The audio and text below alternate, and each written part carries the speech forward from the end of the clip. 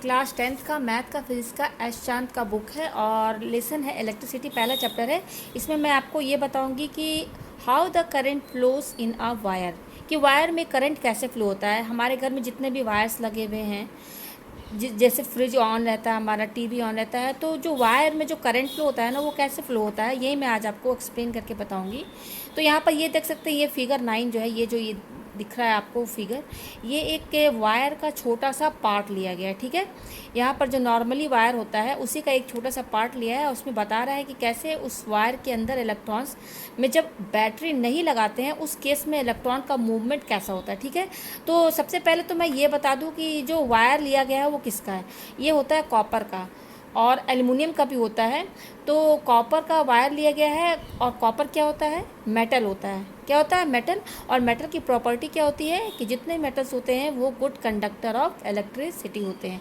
और मेटल क्यों good conductor of electricity होते हैं, वो इसलिए क्योंकि जितने भी मेटल्स होते हैं, चाहे वो कॉपर हो चाहे एल्युमिनियम हो, मेटल्स के अंदर में जितने भी एलिमेंट्स आते हैं ना, तो उनका जो एटॉमिक साइज़ होता है ना, वो बड़ा होता है as compare to non metals. तो अगर हम मेटल्स में कॉपर लेते हैं, तो अगर हम कॉपर के एटॉमिक स्ट्रक्चर पर ध्यान दें, तो कॉपर के एटॉमिक स्ट्रक्चर में जो आउटर मोस्ट ऑर्बिट में जो इलेक्ट्रॉन होता है और जो न्यूक्लियस है उसके बीच में का जो डिस्टेंस होता है वो बड़ा होता है, जिसकी वजह से न्यूक्लियस में जो प्रोटॉन होते हैं ना, उसका force of attraction outer most orbit के इलेक्ट्रॉन पर बहुत कम पड़ता है।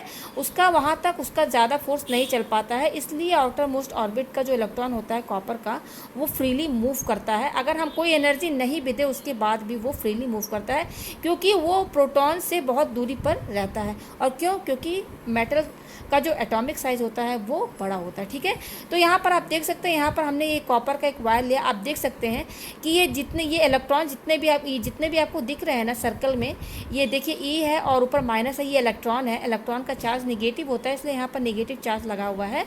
तो यहाँ पर आप देख सकते हैं कि जितने भी इलेक्ट्रॉन है ना, अपने ही एटम से निकल के फ्रीली मूव कर रहे हैं। तो आप एज्यूम कर सकते हैं कि अगर मान लेते हैं कि 1000 एटम होंगे कॉपर के, तो 1000 एटम में से एक इलेक्ट्रॉन निकलेंगे, यानी कि 1000 इलेक्ट्रॉन निकलेंगे, साथ में उसमें 1000 एटम्स होंगे। ठीक है, तो आप देख सकते हैं कि इस कॉपर के वायर में सिर्फ इलेक्ट्रॉन्स ही नहीं रहते हैं, इलेक्ट्रॉन के साथ साथ ये इलेक्ट्रॉन जिस ऑर्बिट से निकला है, जिस एटम से निकला, वो एटम भी इसमें प्रेजेंट है। ठीक है, तो जब कोई सेल हम नहीं लगाते हैं तो ये इलेक्ट्रॉन जो होते हैं ना, जिगजैग मोशन में मूवमेंट इनका होता है। आप देख सकते हैं यहाँ पे डायरेक्शन किस तरीके से कोई इलेक्ट्रॉन इधर मूव कर रहा है, क्योंकि इलेक्ट्रॉन्स है तो इनमें रिपल्शन भी होगा।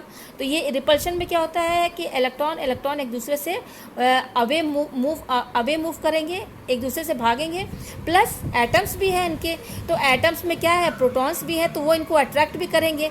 तो जब हम सेल नहीं लगाएंगे तो यहाँ पर इलेक्ट्रॉन का जो मूवमेंट होगा ना, वो जिगजैग होगा। कोई इलेक्ट्रॉन दूसरे डायरेक्शन में मूव करेगा, कोई दूसरे डायरेक्शन में मूवमेंट करेगा। और दूसरी कि इनका कोलिजन भी होगा, खुद के एटम्स से के साथ भी होगा, और इलेक्ट्रॉन्स जो दूसरे उनसे भी कोलिजन होगा। ठीक है, लेकिन हमें क्या चाहिए, हमको करंट चाहिए। करंट का मतलब क्या होता है, फ्लो ऑफ इलेक्ट्रॉन्स। तो हमें इलेक्ट्रॉन का अगर फ्लो मिल जाए एक ही डायरेक्शन में, तब उस वायर में एक करंट फ्लो होगी। तो उसके लिए हमें क्या करना पड़ेगा, यहाँ पर देखिए, हम यहाँ पर एक सेल लगा देंगे।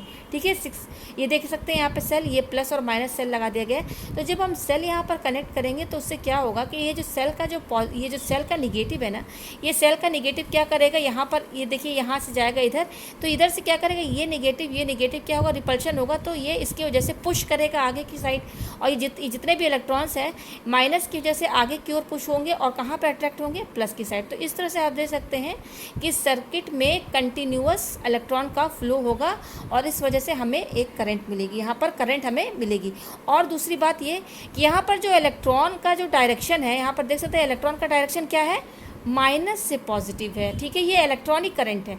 लेकिन हम जो करंट की बात कर रहे हैं उसको हम कन्वेंशनल करंट कहते हैं, जो कि होता है प्लस से माइनस। तो जब भी आपसे कोई ये पूछे कि कन्वेंशनल करंट का डायरेक्शन क्या है, तो आप ये बता दीजिए कि कन्वेंशनल करंट का जो डायरेक्शन होता है वो बैटरी के प्लस से माइनस मूव करता है, और इलेक्ट्रॉन का जो डायरेक्शन है वो इसका जस्ट अपोजिट होता है। तो यहाँ पर देख सकते हैं क्या लिखा हुआ है, When the metal wire has not been connected to a source of electricity like a cell or battery, then the electrons present in it move at random in all direction between the atoms of a metal wire. यहाँ पे देख सकते हैं, मैंने पहले ही बता दिया कि इलेक्ट्रॉन का मूवमेंट जो होगा जिगजैग होगा, और सिर्फ इसमें इलेक्ट्रॉन्स ही नहीं है, ये जितने भी इलेक्ट्रॉन्स निकले हैं अपने ही एटम से बाहर निकले तो वो एटम्स भी यहाँ मौजूद हैं, ठीक है। तो उनसे भी ये अट्रैक्ट हो रहे हैं, उनसे रिपल्शन भी हो रहा है, खुद के इलेक्ट्रॉन से रिपल्शन भी हो रहा है, प्लस उस जो एटम से निकले हैं, जितने एटम से यहाँ मौजूद हैं उनसे इनका अट्रैक्शन भी हो रहा है। तो इनका मूवमेंट जो है ना सही तरीके से नहीं हो रहा है, लेकिन जैसे ही हम इनको बैटरी से कनेक्ट कर देंगे तो ये इलेक्ट्रॉन को एक डायरेक्शन मिल जाएगी, ठीक है, और ये यूनी डायरेक्शनल में मूव करेंगे। तो मुझे उम्मीद है कि आपको ये डायग्राम अच्छे से समझ में आ गया होगा।